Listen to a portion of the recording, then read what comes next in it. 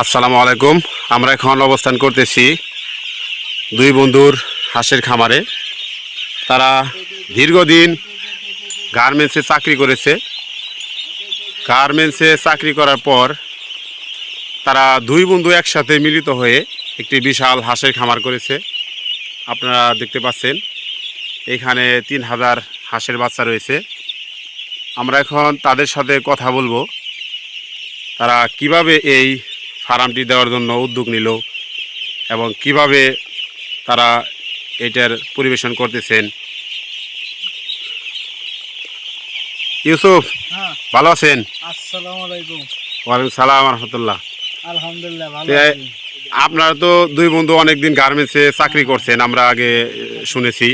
তো আসলে কি চাকরি করছেন? হ্যাঁ, চাকরি করছি আমরা দুই বন্ধু। এই যে নলামি গ্লোবাল, আমার মামু চাকরি করে সেখানে। তো হঠাৎ চাকরি ছেড়ে আপনারা কেন এই হাঁসের খামারে আসলেন?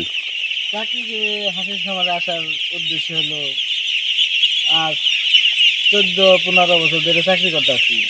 চাকরি করতে যেতেছি 10 থেকে 15,000, 15,000 থেকে 20,000, 20,000 থেকে 22,000। হ্যাঁ, ঘুরে ফিরে তাই দেখি মাস শেষে 2,000-3,000 টাকা রেন্ট থাকি। আমি চিন্তা করলাম অনেক মাসে অনেক খামার দিছে, সেই ইউটিউবে দেখে আমরা আজকে এই হাঁসের খামার, এত বড় খামারটা দিচ্ছি আপনাদের দোয়ায়। কিন্তু চাকরিতে আপনি 8টার সময় ঢুকবেন, কখন ছুটি হইব এটা কিন্তু স্টেশন নাই। আর আপনার প্রোডাকশন দিতে হইব, আপনার মুখ দেখে কিন্তু তারা টাকা দিবে না, কাজ দেখে টাকা দিবে। সারাদিন বসে থাকবেন, আপনার কেউ ছুটিও দিব না। বাড়িতে একটা সমস্যা হইব, আপনার হাতে পায়ে গিয়ে ধরতে হয়। আর এখানে একটা সমস্যা হলে আমরা আপনাদের মনের কষ্ট বুঝতে পারছি। আসলে এই যে আপনারা এত বড় একটা খামার দিলেন, হাঁসের খামার, তো এই হাঁসের খামারে আপনারা কি কোনো প্রশিক্ষণ নিছেন? মানে আর কিভাবে সেবা যত্ন করতে হবে, ঔষধ দিতে হবে, খাবারের ব্যবস্থা কিভাবে, আপনারা কি কোনো প্রশিক্ষণ নিছেন? প্রশিক্ষণ নিছি বলতে কি, আমাদের এই পাশে একটা আরো 2টা খামার আছে, সেখানে তারা দীর্ঘদিন ধরে খামার করে, তাদের কাছে থেকে আমরা প্রশিক্ষণ নিছি। আর আমরা ওষুধ পানি খাবার দাবার সবই তাদের কাছ থেকে জানা শুনে আমরা কাজ করতেছি। ইনশাল্লাহ আমাদের হয়েছে কিছু ক্ষতি হয়েছে, কিন্তু এত ক্ষতি হয় নাই যে আমরা নিরাশ হয়ে যাব। আল্লাহ যদি আমাদের এখানে দিয়ে যায় তাও অনেক কিছু, আলহামদুলিল্লাহ ভালো। তো এই বাচ্চাগুলোতে এখন যদি কোনো রোগ ব্যাধি হয় তাহলে এগুলার চিকিৎসা কি আপনারা দিতে পারবেন? ইনশাল্লাহ আমরা দিতে পারবো চিকিৎসা। আর যদি আরও কেউ এই খামার দিতে চায় বা নতুন উদ্যোক্তা হতে চায় তাহলে তাদের উদ্দেশ্যে আপনি কি বলবেন? তাদের উদ্দেশ্যে বলবো, খামারটা ছোট করে দিবেন, এভাবে দিবেন জানি পানিটা যে শিবে না থাকে, জমা থাকে, যে শিবে জমা থাকে তাহলে এটা ভেঙে পড়বে। আর যদি এভাবে থাকে তো পানিটা 2 সাইডে চলে যাবে। আর হাঁস সব কিছুই কিন্তু ভাই যত্নে এলে সব কিছু। আপনি একটা ছাগল কিনবেন বা গরু কিনবেন, যত্ন করে পালবেন, আপনি সেটা দিব কিছু। যত্ন না করলে কিছুই পাইবেন না, ফল। যত্নে এলে সব। তো আপনাকে অনেক ধন্যবাদ সুন্দর তথ্য দেওয়ার জন্য। প্রিয় দর্শক, আপনারা যারা এরকম আরও নতুন নতুন ভিডিও পেতে আগ্রহী অবশ্যই তারা চ্যানেলটি সাবস্ক্রাইব করবেন। আপনারা এতক্ষণ এই ভিডিওটি দেখার জন্য আপনাদের সবাইকে ধন্যবাদ। প্রিয় দর্শক, আপনারা অবশ্যই কৃষিকথা 07 এই চ্যানেলটি সাবস্ক্রাইব করবেন যাতে এই ধরনের কৃষিভিত্তিক ভিডিও সবার আগে পেতে পারেন। সবাইকে ধন্যবাদ। আসসালামু আলাইকুম। আপনারা এই বাচ্চাগুলোকে এখন কি কি খাবার দিতেছেন? এটা হলো ফিট, এটা ফিট। এটার সাথে আরেকটা কিছু দিতেছি, দেখেন। এটা হলো মুরগির ফিট।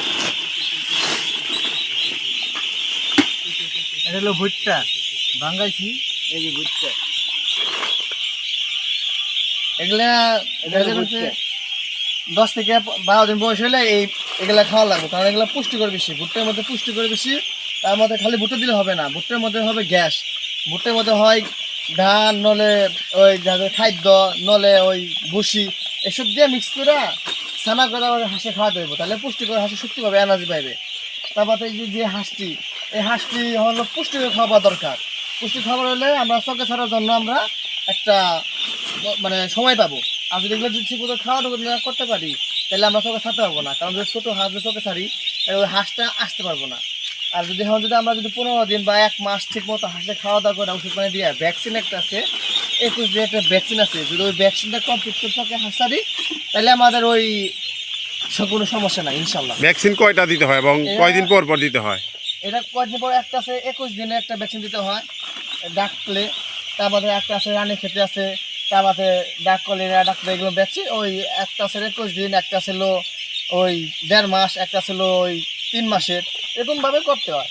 আর তারপরে হলো বাকিটা আল্লাহর কাছে, যদি কোনো সমস্যা যদি না হয় তাহলে দেখা যাচ্ছে এটা ইনশাল্লাহ ভালো থাকবে হাঁস।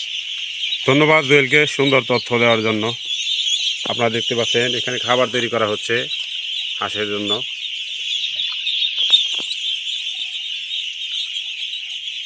এখানে মেডিসিন রাখা হয়েছে।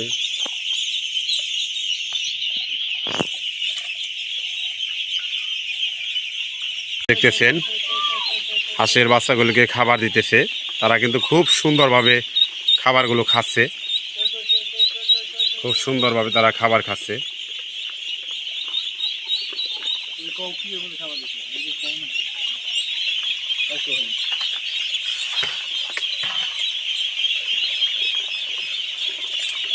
মাত্র 7 দিন ধরে এই বাচ্চাগুলোকে আনা হয়েছে। এই সুন্দরভাবে খাবার দেওয়ার কারণে বাচ্চাগুলো কিন্তু দ্রুত বড় হয়ে যাইতেছে। তো আপনারা যারা নতুন খামার করবেন অবশ্যই সুন্দরভাবে খাবার পরিবেশন করবেন, যাতে সব বাচ্চাগুলো খাবার পায়। কোনো বাচ্চা খাবার পায়, কোনো বাচ্চা পায় না, এরকম যাতে না হয়। ওনারা কিন্তু সবগুলোই যাতে খাবার পায় এরকম ব্যবস্থা করেছে। বিভিন্ন জায়গায় তারা খাবার দিতেছে, এই আপনারা দেখতেছেন খামারের ভিতরে হেঁটে চতুর্পাশে কিন্তু তারা খাবার দিতেছে।